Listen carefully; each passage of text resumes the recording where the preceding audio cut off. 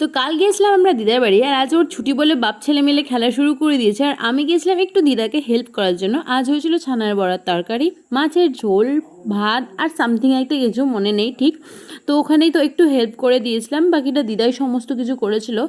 আর সত্যি বলতে কি, আজ আমাদের বাজার যাওয়ার কথা ছিল, কারণ দিদা আমাকে আর আমার বাবুকে আর ওকে জামার প্যান্ট দেবে তার জন্য।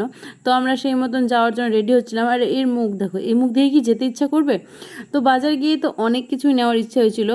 একটা শাড়ি দেখেছিলাম 1800 টাকা দামের, এই যে, বাট নিতে পারিনি টাকার জন্য।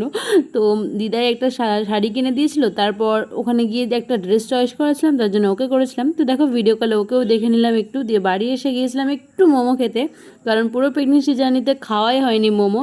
তাই 2 মাস পর আজ মোমো খেলাম ডেলিভারির।